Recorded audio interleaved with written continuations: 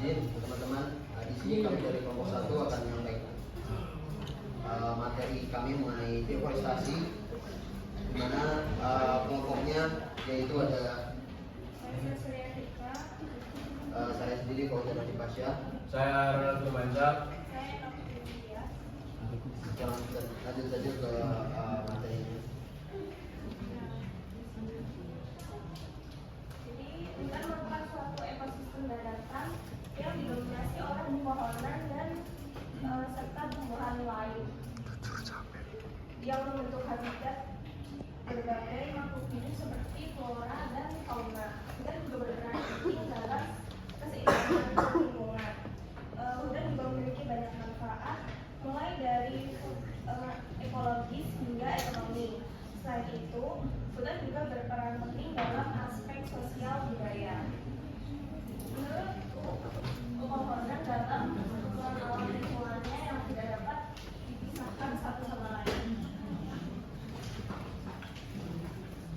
Di sini ada jenis-jenis hutan yang ada di Indonesia. Indonesia dikenal sebagai salah satu negara dengan hutan terluas di dunia. Total luas hutan di Indonesia itu sekitar 125 hingga 120 juta hektar atau sekitar 63% daratan Indonesia.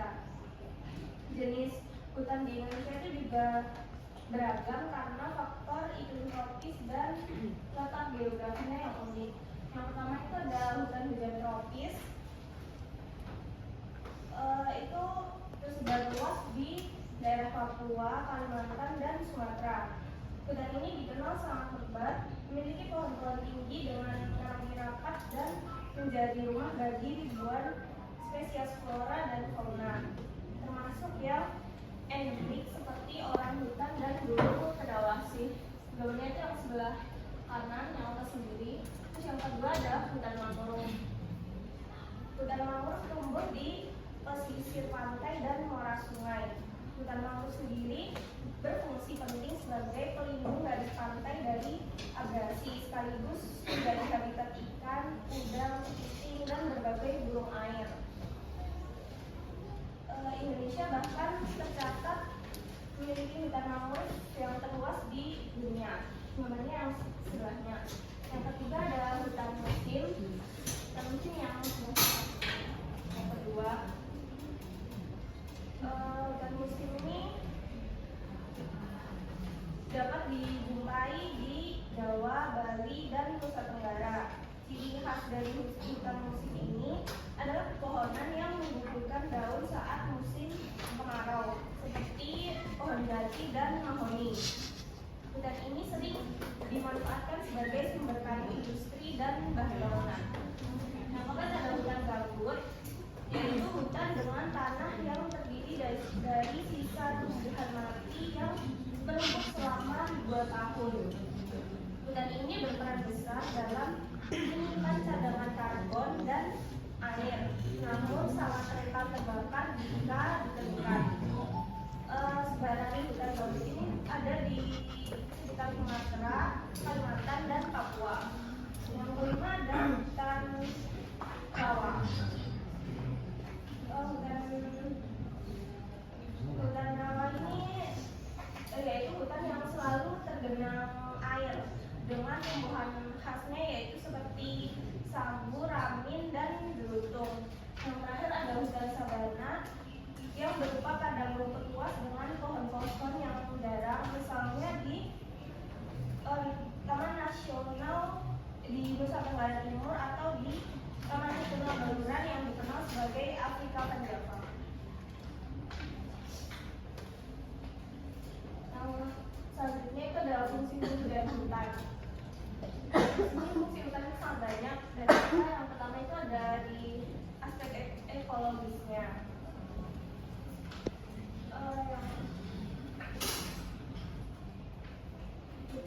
Hutan berperan sebagai paru-paru dunia karena mampu menghasilkan oksigen melalui fotosintesis sekaligus menyerap karbon dioksida sehingga membantu menekan pemanasan global.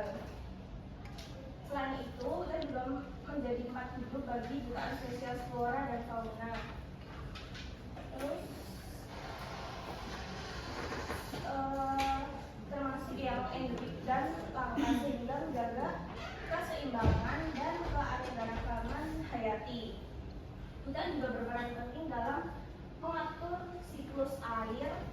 menahan erosi tanah, serta mencegah banjir dan longsor.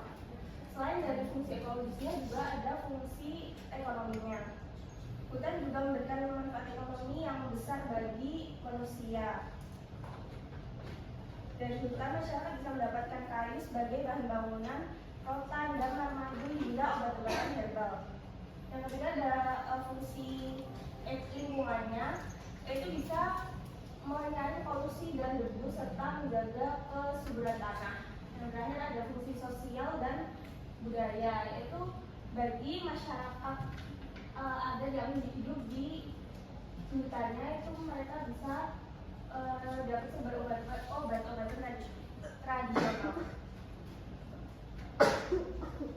Terus ada manfaat dari hutan sendiri, itu ada udah bisa udara lebih bersih dan sejuk, iklim lokal lebih stabil, satwa liar tetap lestari, kayu untuk mendapatkan kayu untuk bangunan, terus juga bisa mendapatkan dari ekowisata, produk hutan jadi sumber penghasilan, bahan pendidikan dan penelitian, memperkuat identitas budaya masyarakat adat. Oke, teman-teman, kita lanjut ke gambar di atas. Jadi dari 10 negara yang memiliki hutan terluas, Indonesia di peringkat ke-9 teman-teman dengan total panjangnya itu 684.000 km persegi, di mana luas hutan di Indonesia sendiri itu dia menempati posisi 9 setelah Argentina, di mana persentase daratan yang berhutan itu sekitar 46,7%, bisa dilihat sendiri teman-teman. Terus dengan keanekaragaman hayati yang cukup besar juga, ada 10% tumbuhan berhubungan di dunia, terus 12% mamalia dan 13% burung menurut wilayah Indonesia. Dan laju deforestasinya sendiri itu sangat besar teman-teman, yaitu kurang lebih 650.000 hektar per tahun, itu menurut FAO 2020. Lanjut, negara dengan deforestasi sendiri, kita sedikit mengulas kemarin materi dari Ibu Nani. Jadi Indonesia sendiri itu merupakan negara kedua setelah Brasil yang memiliki tingkat deforestasi tertinggi dengan setiap tahunnya dari tahun 1990 hingga 2020 itu dia berkurang kurang lebih 101.977 km kuadrat, dan areanya itu yang berubah dari hutan menuju ke bangunan itu 22,28%.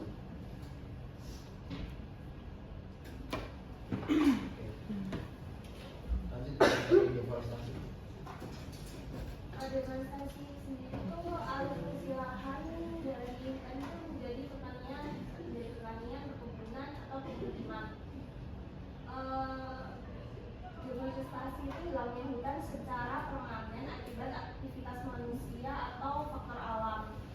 Bentuknya itu bisa berupa eksploitasi berlebihan seperti penebangan liar atau illegal logging, bencana alam seperti kebakaran hutan, letusan gunung, dan dampaknya itu hilangnya keanekaragaman hayati, perubahan iklim, dan degradasi tanah.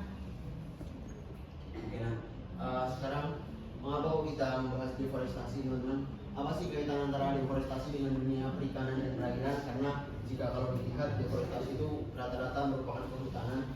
Jadi hubungannya sendiri itu deforestasi itu merusak ekosistem perairan dengan meningkatkan erosi dan sedimentasi. Jadi kalau misal di suatu daerah itu dia mengurangi suatu lahan dengan deforestasi, otomatis sedimen-sedimen atau lahan-lahan yang berdekatan dengan sumber air itu akan terpengaruh teman-teman. Dan yang lebih parahnya itu dia menurunkan kualitas habitat ikan, terus menutup daerah pemijahan dan juga mengurangi kadar oksigen terlarut. Jadi erosi dan sedimentasi itu berbahaya karena dia bisa merusak habitat ikan, terus hilangnya hutan riparian atau hutan lindung. Jadi suhu air itu naik dan oksigennya turun, jadi otomatis itu sangat merusak dan mencemari kualitas air, dan populasi ikan juga bisa menurun dengan hal tersebut. Sekarang kita lanjut mengenai fungsi atau alih fungsi lahan hutan yang deforestasi di Indonesia dan persentasenya. Jadi teman-teman bisa lihat di lingkaran ini. Ya, jadi dari data ini yang paling besar itu merupakan 34% di bawah ini. 34% di pulau ini merupakan local and subsistence agriculture. Jadi di daerah di Indonesia itu yang paling banyak merupakan lokal dan subsistence agriculture di bidang deforestasinya, dilanjut dengan 32% komersial agriculture, dan juga lainnya yang ada juga aquaculture dengan 3%-nya. Nah, berikut penjelasannya. Jadi pertanian komersial atau komersial agriculture itu merupakan penyebab terbesar deforestasi hutan di Indonesia. Biasanya itu berupa pembukaan lahan untuk perkebunan seperti sawit, karet, dan tanaman komersial lainnya. Sedangkan untuk pertanian lokal dan subsisten itu dia biasanya kegiatan pertanian tradisional. Jadi perpindahan masyarakat lokal itu untuk mencapai suatu tujuan sendiri, maupun pertanian maupun perpindahannya. Terus dilanjut ada lahan terbuka atau open land. Jadi biasanya hutan yang jumlahnya banyak itu dia digundulkan dan biasanya dibuat untuk kegiatan lain, namun di lahan terbuka ini dia tidak diurus lagi teman-teman, jadi dibiarkan menjadi lahan kosong. Terus ada penambangan atau logging. Seperti biasanya penambangan itu kadang-kadang manusia seperti kita menambang tanpa melihat lagi bagaimana cara rehabilitasinya atau biar keberlanjutan hidup itu masih ada. Lanjut, di sini ada perkotaan dan infrastruktur. Jadi teman-teman bisa lihat sendiri, bisa di Google Earth dari tahun 2010 ke 2025 itu perkotaan dan infrastruktur sangat ekstrim ya teman-teman. Lanjut dari pertambangan, ada rehabilitasi, dan ada aquaculture. Jadi di aquaculture sendiri itu biasanya hutan dibangun terus biasanya di dekat laut untuk dijadikan tambak ikan atau udang. Oke, yang selanjutnya sini ada perbedaan hutan primer dan hutan sekunder. Yang pertama, pada hutan primer sendiri itu dia belum pernah mendapatkan gangguan manusia, atau telah mendapatkan sedikit tapi kerusakannya itu tidak cukup untuk berarti, sehingga hutan tersebut secara alami mampu kembali kepada keadaan semula. Sedangkan yang di sekunder sendiri itu tumbuh melalui suksesi sekunder alami pada lahan hutan yang telah mengalami gangguan berat. Yang kedua, pada hutan primer sendiri struktur ekosistemnya itu stabil dan seimbang. Pada hutan sekunder itu ekosistemnya masih labil dan dalam pemulihan. Terus hutan primer sendiri itu mempunyai sedikit jenis pohonnya gawi kisaran 0 sampai 20%. Pada hutan sekunder sendiri itu ditumbuhi oleh tanaman muda. Terus pada hutan primer dia menyediakan jasa ekosistem lengkap, penyimpanan karbon, penyedia oksigen, dan perlindungan air. Pada sekunder dia memiliki jasa ekosistem terbatas dan masih berkembang. Dan ini contoh dari hutan primer. Hutan primer sendiri yaitu kayak masih alami atau masih asli gitu. Pada hutan sekunder dia masih baru, pohon-pohonnya masih kecil.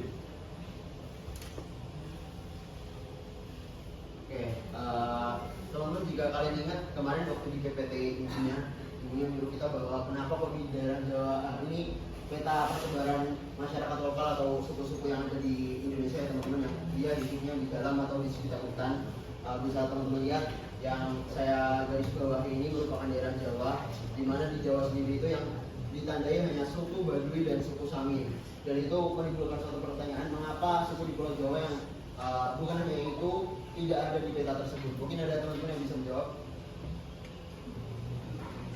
Iya, bisa menjawab ya, mungkin nggak benar atau gimana itu juga beda. Kalau menurut aku sendiri dari Jawa sendiri itu sudah banyak industri di daerah, jadi mungkin alih fungsi dari lahan tersebut itu jadi industri atau enggak jadi perkebunan lainnya gitu. Oke, terima kasih jawabannya Prita. Kurang lebih seperti itu jawabannya teman-teman. Saya ingin menambahkan sedikit. Oke, ini jadi kenapa kok di dalam peta tersebut masyarakat lokal tidak ditampilkan hanya suku Baduy dan suku Samin tadi ya teman-teman. Yang pertama itu benar kata Prita, hutan di Jawa itu sudah sangat berkurang. Jadi baik terjadi urbanisasi dan lain sebagainya. Terus masyarakat di Jawa ini mayoritas sudah berbaur, jadi dia hidupnya sudah modern. Dan yang terakhir itu yang ditampilkan di peta itu lebih fokus jika teman-teman lihat itu dia lebih fokus ke yang hutan, beneran hutan gitu teman-teman. Jadi kalau misal suku Sami dan suku Baduy itu dia emang menempati daerah hutan atau sekitar hutan. Sedangkan kalau kita tanya kenapa kok di Jawa yang lain gak ini, karena di masyarakat Jawa sendiri rata-rata sudah menyebar ke daerah perkotaan gitu teman-teman. Nah, ini sebenarnya suku-suku Jawa, ada suku Betawi, ada suku Jawa, ada Sunda, ada suku Tengger, ada suku Baduy. Kelihatan nggak? Tuh, suku-suku di Pulau Jawa. Ada suku Betawi, Jawa, Sunda, Tengger, Baduy. Sedangkan di Bali ada suku Riau, Sika, Solor, Sawu, Simbawa. Namun mengapa mereka di peta tadi nggak disebutin? Karena yang di peta tadi itu emang suku-suku yang dia benar-benar hidup di hutan dan beradaptasinya itu memang di hutan. Lanjut. Nah, ini memang sebagian luas hutan di Indonesia. Teman-teman bisa lihat sendiri bahwa di Sumatera itu ada 16,1 hektar, di Jawa ada 2,3 hektar, di Kalimantan ada 31,10 hektar, di Bali ada 2,3, Sulawesi 10,86, dan Papua 33,12. Jadi kalau dilihat persebaran luas hutan yang paling luas sampai sekarang ini merupakan Papua teman-teman. Mengapa? Nanti akan dijelaskan. Lanjut. Selanjutnya di sini ada gambaran deforestasi untuk tiap-tiap pulau besar di Indonesia. Yang pertama di sini ada Pulau Sumatera. Nah, untuk yang titik berwarna pink ini itu menunjukkan adanya kehilangan tutupan pohon. Kalau yang warna hijau itu masih hutan primer, tapi sudah terfragmentasi, jadi bukan satu kesatuan hutan, jadi sudah berupa blok-blok hutan gitu. Nah, di sini yang saya temukan di rencana laporan kinerja KLHK tahun 2022 ini untuk hutan di Sumatera itu deforestasinya 41.668 hektar, lalu meningkat secara signifikan itu menjadi tahun 2024 menjadi 91.248 hektar. Kehilangan tutupan pohon ini tuh lebih dominan di dataran rendah karena ada konversi dari perkebunan sawit, akasia, pertanian, dan permintaan untuk pemukiman. Selanjutnya ini untuk Pulau Kalimantan. Untuk Pulau Kalimantan ini ada keterkaitannya dengan pembukaan IKN khususnya di Kabupaten Kutai Kartanegara dan Kabupaten Penajam Pasir Utara. Di tahun 2022 ini untuk deforestasinya tuh tergolong masih rendah ya, karena di IKN kan ada mulainya juga di tahun 2022, yaitu deforestasinya bisa dilihat sekitar 47,972,7 hektar. Lalu di tahun 2023 dan 2023 ini, di 2024 ini naik secara signifikan. Di tahun 2023 ini mencapai 124.611 hektar, lalu di 2024 ini menjadi 129,896 hektar. Untuk selebihnya deforestasinya tanah IKN ini juga dipengaruhi adanya pengembangan kebun kayu, tambang, dan sawit yang dari komoditas ini mencakup 59% di seluruh pulau di Kalimantan. Lalu selanjutnya untuk Pulau Sulawesi. Di sini untuk Pulau Sulawesi ini deforestasinya cenderung menurun secara signifikan karena untuk pelaku industri di sana tuh kan untuk pertambangan, tapi industrinya di sana tuh juga memikirkan untuk reforestasi, jadi untuk untuk kemajuan lingkungannya itu juga dipikirkan selain untuk industri tambang gitu. Di tahun 2023 ini sebesar 36.841 hektar, lalu tahun 2024 ini turun secara signifikan juga jadi 17.361. Lalu selanjutnya di sini untuk Pulau Papua. Nah, seperti yang kita tahu kan mungkin ini bisa dilihat ya bahwa hutan primernya itu masih terlihat banyak, tapi di sini tuh khususnya di Pulau Gap, Pulau Waigeo, Pulau Panturam, dan Pulau Kawai di Raja Ampat ini sebenarnya juga sudah banyak industri yang masuk untuk tambang. Sini ada nikel, juga sebenarnya ada emas juga. Di tahun 2023 ini sebesar 55.981 hektar. Di 2024-nya ini sebesar 17.341 hektar. Nah, meskipun kalau di Papua ini tuh industrinya sudah ada perizinan, tapi untuk menjalankannya itu masih belum. Tapi ada indikasi perluasan deforestasi untuk setiap masanya itu hingga 174 hektar. Lalu selanjutnya di sini untuk Pulau Jawa, bisa dilihat ya untuk Pulau Jawa ini untuk hutan primernya ini tuh sudah banyak yang hilang, jadi hanya di beberapa titik saja bisa ditemui untuk hutan primernya. Karena tahun 2024 ini deforestasinya tuh sebesar 411 hektar. Itu dikarenakan adanya urbanisasi, pembangunan infrastruktur, dan lain sebagainya.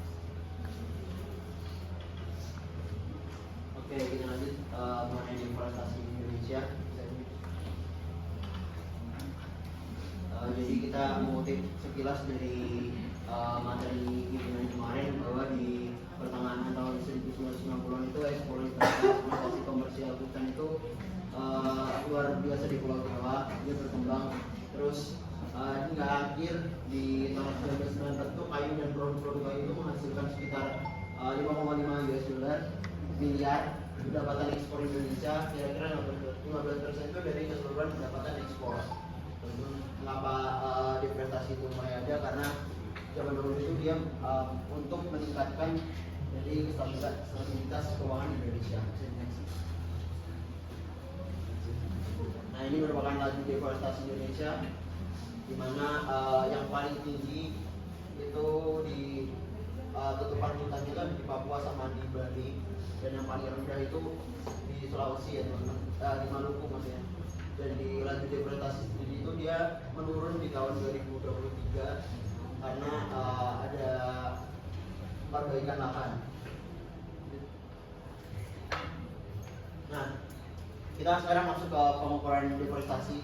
Ada beberapa cara, yaitu ada yang pertama dari remote sensing, terus ada survei lapangan, terus ada menghitung emisi hutan melalui biomasa, yang keempat ada inventarisasi karbon hutan, terus yang kelima mengukur tingkat perubahan luas, terus yang selanjutnya ada foto udara, dan yang terakhir RED atau REDD. Baik, yang pertama merupakan remote sensing. Jadi aku sedikit menjelaskan teman-teman bahwa remote sensing itu merupakan pemanfaatan citra penginderaan jauh atau remote sensing itu untuk mendeteksi atau memantau dan menganalisis sumber energi di permukaan bumi. Jadi penggunaannya seperti di foto atas ini. Jadi energi dari sumber matahari itu diambil oleh target dan langsung ke sensor fosil, lanjut di transmisi dan terjadi pantulan energi dan terjadi perekaman data. Jadi kurang lebih seperti itu penggunaan remote sensing. Jadi remote sensing itu menggunakan teknologi satelit untuk memotret permukaan bumi secara berkala, dan satelit seperti Landsat, Moody's, Sentinel dapat memantau tutupan lahan hutan. Lanjut. Nah, selanjutnya ada survei lapangan. Jadi kalau teman-teman sudah biasa dengan kata survei, jadi kalau survei itu ya pasti kita melakukan pengumpulan data, bisa langsung ke lapangan untuk mengetahui tingkat, penyebab, dan dampak deforestasi.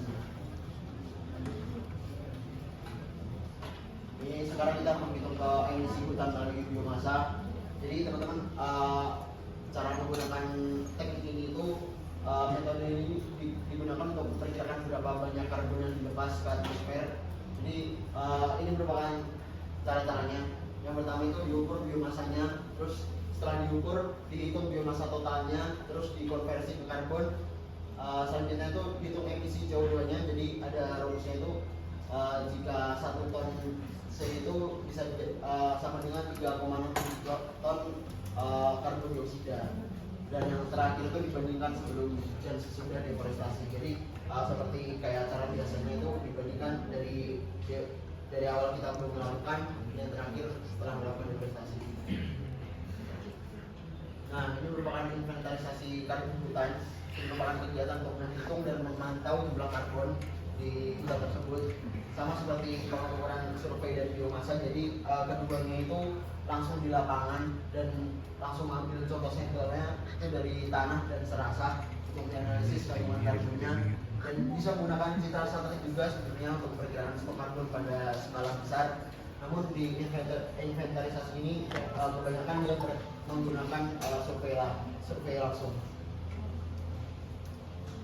Lanjut, pengukuran tingkat perubahan luas lahan hutan ini banyak sekali caranya, di mana mengukur tingkat perubahan luas itu merupakan cara untuk mengetahui berapa luas hutan yang bertambah dan berkurang dalam suatu periode, bisa dari tahun, bisa dari bulan, dan juga bisa dari dekade. Dan yang digambar ini, jika teman-teman tahu, nanti kita di semester 5 tahun 6 akan ada program namanya aplikasi ArcGIS. Jadi di ArcGIS itu kita pemetaan lebih lanjut, di mana GIS ini merupakan Geographic Information System, itu dia mengolah data, di mana lebih gampang untuk melakukan pemetaan. Cara-caranya ada di sini ya teman-teman. Ada proses data, hardware, informasinya langsung ditangkap melalui Geographic Information System. Itu ada aplikasinya nanti teman-teman, dan kita pelajari lebih lanjut di semester berikutnya. Next. Oke, ini merupakan foto dari udara. Jadi di mana foto dari udara itu menampakkan gambar permukaan dari atas yang tentunya menggunakan kamera khusus. Dan biasanya itu mereka para peneliti itu menggunakan drone teman-teman untuk memotret dari atasnya. Nah, ini RED atau REDD, di mana terdapat pergantian ya teman-teman di gambar atas itu from RED to REDD to REDD plus. Jadi RED itu sendiri merupakan reduction emission from deforestation atau RED, dan dia berkembang menjadi REDD, di mana REDD itu second D-nya itu berupa degradation. Jadi bertambah pengelolaannya menggunakan degradation, dan REDD plus itu include afforestation, property, irrigation, biodiversity, konservasi, dan improve forest government. Jadi ada pengembangan kualitas hutannya. Dan yang terakhir itu REDD plus. Itu REDD plus itu dia mengikut semua konversinya dari agriculture dan juga dari kehutanan sendiri. Bahkan ada nanti yang di aquaculture. Next. Kita lanjut ke studi kasus deforestasi di Indonesia. Nah, ini merupakan perbandingan dari deforestasi di Pulau Sumatera dan Pulau Papua. Mungkin dari teman-teman ada yang bisa menyimpulkan. Nanti bakal kita catat namanya di akhir. Ada yang bisa menyimpulkan? Ada mungkin? Oke, jadi aku jelasin sedikit bahwa sudah ada ya teman-teman di gambarnya. Yang hijau ini merupakan hutan primer, sedangkan yang pink ini merupakan kehilangan tutupan pohon. Jadi di Pulau Sumatera ini sudah sangat gimana ya, kehilangan tutupan pohonnya itu sudah sangat besar sekali dibanding dengan Pulau Papua yang dia kalau teman-teman ingat kemarin di pantai apa yang bagus itu? Bukan, yang di Papua. Pantai Raja Ampat di Manokwari kan. Itu di Manokwari di atas ada pintu itu merupakan lahan yang kemarin di deforestasi karena mau dibikin apa yang kemarin minyak atau apa. Bisa dilanjut. Nah, ada beberapa aspek yang menjadi penyebab utamanya, di mana seperti ada banyak kehilangan tutupan pohon, merah muda mendominasi, hutan primer tersisa sedikit dan terfragmentasi. Sedangkan untuk tingkat deforestasinya sendiri di Sulawesi, di Sumatera tadi dia sangat besar ya, sedangkan di Papua sendiri itu rendah tapi mulai meningkat dalam beberapa tahun terakhir. Dan penyebab utamanya itu yang pasti merupakan perkebunan, kelapa sawit, karet, pertanian lokal, subsistem pertambangan, pembangunan infrastruktur dan lain sebagainya. Nah, kita lanjut ke studi kasus di Pulau Sumatera tadi teman-teman. Ini merupakan peta deforestasi dari tahun ke tahun, di mana di tahun 1925 itu dia 58% yang terdeforestasi, dan hingga tahun 2016 itu mereka hingga ini ya teman-teman, hijau-hijaunya semakin menipis. Next. Selanjutnya di sini untuk kasus di Pulau Sumatera. Jadi dari contoh yang saya temukan ini, sebenarnya deforestasi itu sudah dilakukan sejak zaman kolonial ya, tapi di sini tuh mulai ada datanya pun dari 1940 sampai tahun 2010, mana itu menyatakan telah kehilangan jumlah hutan primer itu sekitar 7,54 juta hektar per periode tersebut. Lalu saya juga menemukan pada data KLHK itu mencatat deforestasi tahunan tertinggi itu terjadi di periode 1996 sampai tahun 2000 itu sekitar 3,5 juta hektar per tahun. Laju deforestasi ini mulai menurun meskipun tidak terlihat signifikan. Itu misalnya di tahun 2021 sampai tahun 2020 itu mencatat kurang lebih 104.000 hektar per tahun. Lalu deforestasi ini tuh kebanyakan dipengaruhi oleh adanya permintaan pemukiman, lalu pertanian, serta adanya perkebunan berupa ekspansi lahan sawit di Sumatera yang sangat besar, itu sekitar 4,4 juta hektar per tahun, hampir setengahnya dari Sumatera. Nah, yang menyebabkan ini tuh bisa dari kelemahan regulasi, penegakan hukum, dan tata kelola dari pemerintah. Oke, kita lanjut ke studi kasus di Pulau Kalimantan. Ini merupakan sama tadi, merupakan hutan alam di Kalimantan. Bisa dilihat dari tahun ke tahunnya hingga tahun 2029 perkiraan itu habis ya teman-teman, hutannya tinggal sedikit. Mengapa? Nah, next.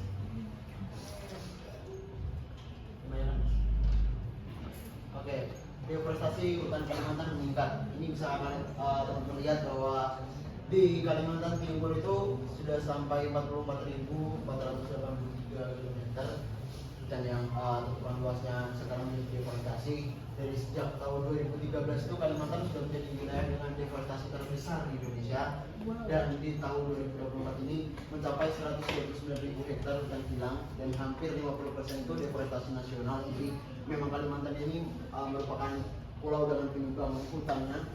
Terus di Kutai Timur itu menjadi titik panas, sekitar 16.000 hektar itu lenyap hanya dalam kurun waktu setahun, dan penyebabnya itu sama seperti yang lain, seperti ada ekspansi perkebunan sawit, penebangan hutan, kopi, pertambangan, batu bara, emas, dan lain sebagainya. Next.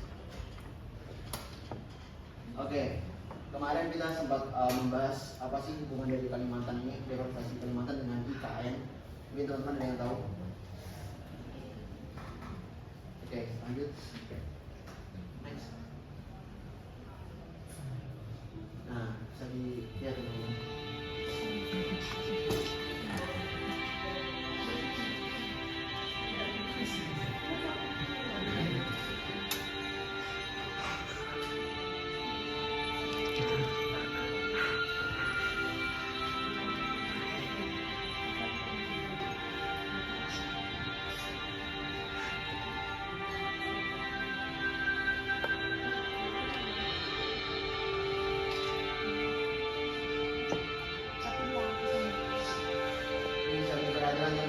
Perbandingannya di tahun 2022 pada 2024, nah sangat signifikan ya perubahannya.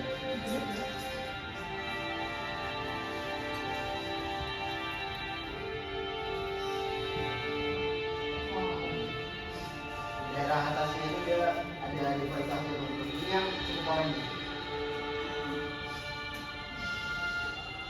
So, betapa jelasnya manusia. Itu berapa hektar ya?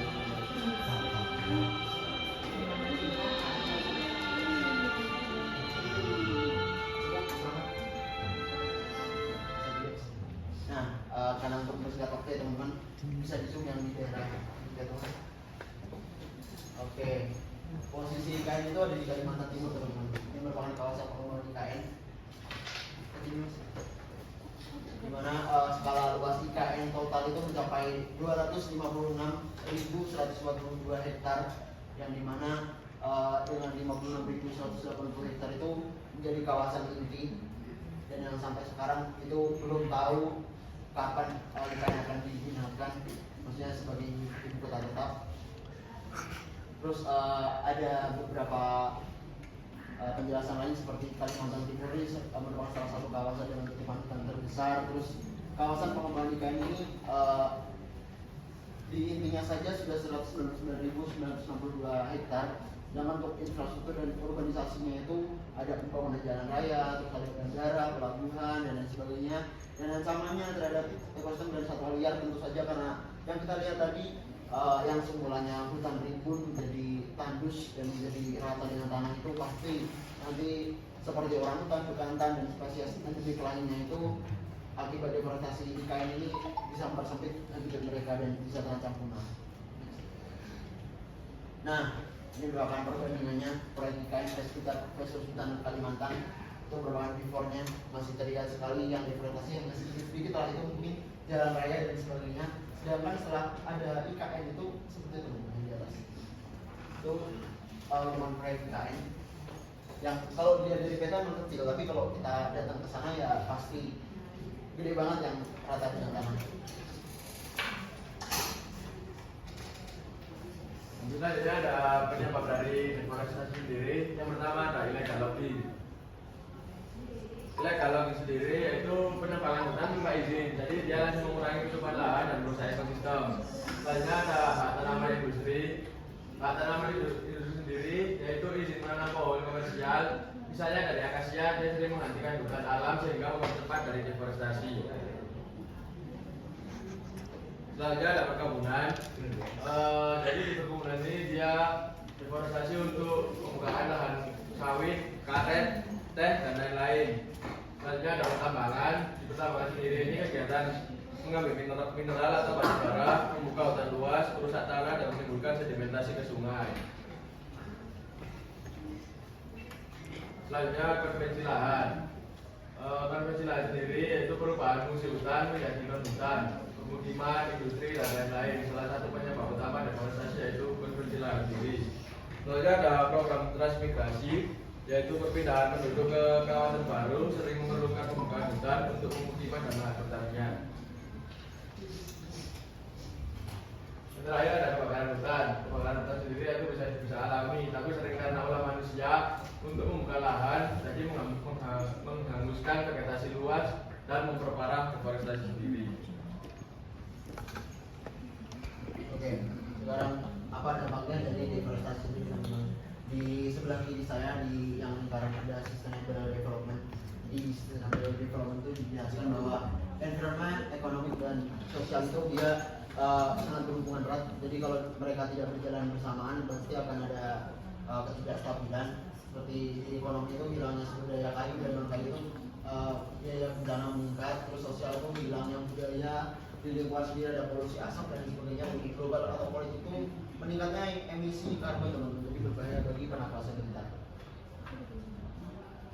Nah, ini merupakan dampak deforestasi bagi perairan karena kita merupakan orang perairan.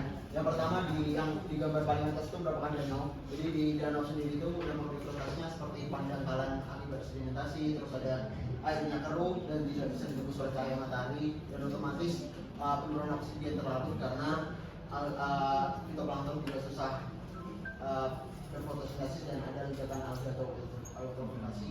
Di sungai sendiri ada debit yang tidak stabil, banjir saat hujan dan kering saat kemarau, terus kekeruannya tinggi akibat ada sedimentasi dari pabrik-pabrik dan lain sebagainya, terus ada hilangnya habitat ikan di sungai, terus pencemaran akibat limpasan dari pertanian atau perkebunan, dan yang terakhir itu perubahan laut.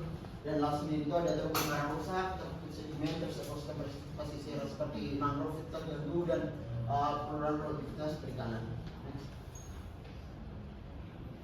Di sini ada solusi dari yang dijelaskan tadi. Yang pertama itu ada pengelolaan hutan berkelanjutan. Itu pengelolaan hutan berkelanjutan artinya kita bisa tetap memanfaatkan hutan itu sendiri tanpa merusaknya. Itu bisa di ininya lebih terbatas itu misal ada penebangan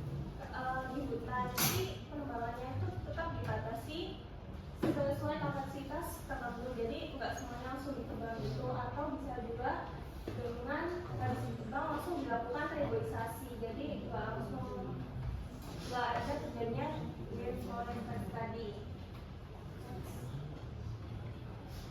Yang kedua adalah peningkatan regulasi dan penegakan hukum. Ini peningkatan regulasi itu kayak lebih ditingkatkan peraturan hukum-hukum yang menanggulangi tentang kehutanan atau penjaga hutan itu biar mencegah illegal logging. Jadi kalau ada itu bisa sanksinya itu lebih diperberat lagi. Terus ada kebakaran juga sebisa mungkin menghindari adanya pembakaran di hutan itu.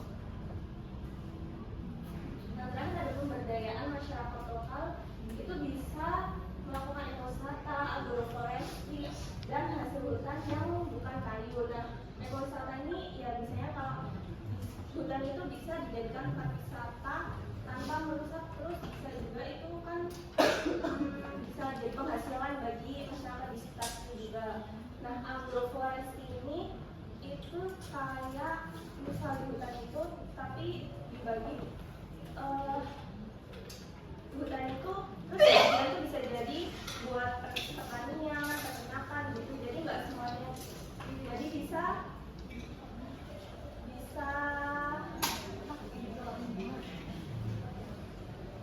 Oke, terima kasih atas perhatiannya teman-teman.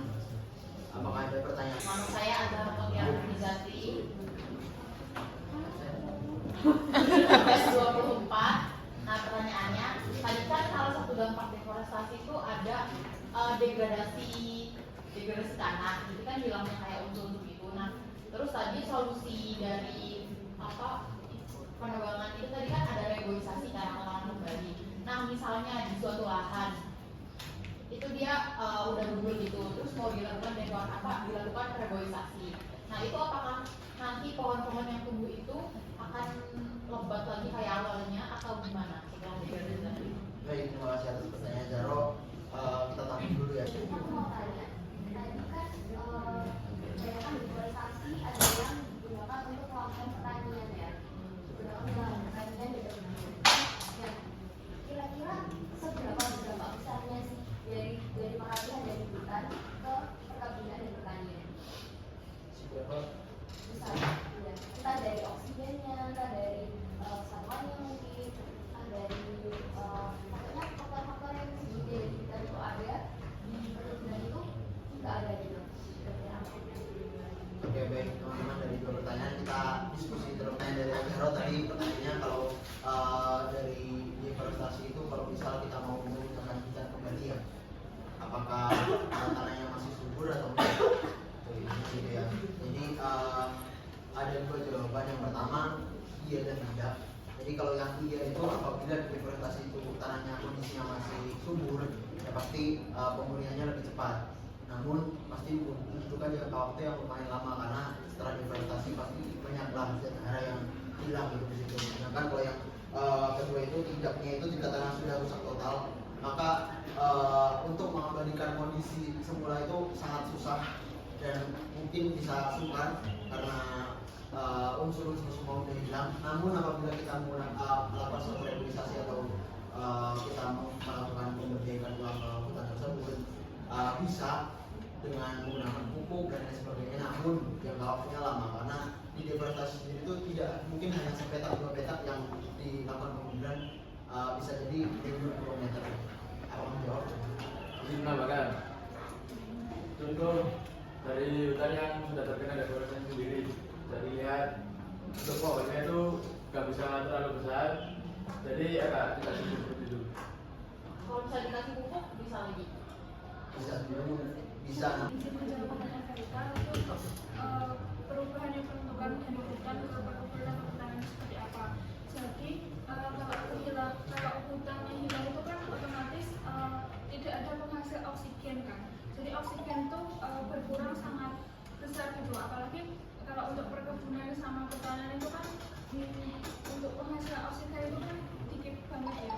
Jadi itu juga bisa mempengaruhi nanti tuh kebutuhan oksigen berkurang, terus bisa memicu adanya polusi. Ini saya menambahkan sedikit. Kalau di dampaknya apa sih di perkebunan sama pertanian? Yang pertama, kalau jika ada dari tanah tersebut berhubungan dengan deforestasi, kan biasanya deforestasi itu peralihan lahan ya, dari yang awalnya hutan itu dia dimanfaatkan jadi pertanian dan perkebunan dan sebagainya.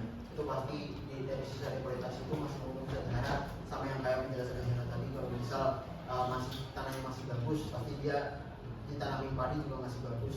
Cuma pasti harus ada pemulihannya terlebih dahulu. Sedangkan kalau misal tanahnya rusak, ya pasti kita pemberdayaannya lebih lama lagi. Karena seperti yang ada proyeknya Prabowo itu, Pak Prabowo kemarin kan dia ada yang singkong itu loh, itu kan juga tanah berhubungan dari tanah deforestasi. Jadi untuk banyak rakyat yang mengatakan kalau kok lama sekali prosesnya, ya sabar, karena itu merupakan tanah deforestasi. Dan dari pemerintah juga pasti dia melakukan pembusukan terus itu. Jadi nggak bisa kalau diminta satu kali panen langsung bagus saja. Baik teman-teman, itu merupakan presentasi dari kami dari kelompok 1. Terima kasih. Tidak ada kata terima kasih yang terlalu kecil. Setiap ungkapan terima kasih itu adalah bentuk penghargaan yang paling besar. 3 tadi Bu itu ngomongin minimal 3. 3 pertanyaan beda setelah itu. Minimal Bapak. Oke, Dila. Kenalkan nama saya Dela Awenahan, absen 38. Izin bertanya, apakah ada alternatif lain dalam penggunaan lahan pada sektor pertanian dan peternakan yang mampu memenuhi kebutuhan pangan tanpa merusak hutan?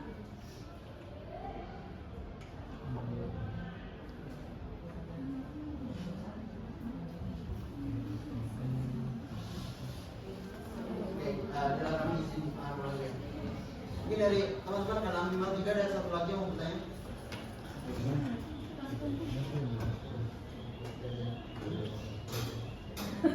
Ini nanti kasih udah benar.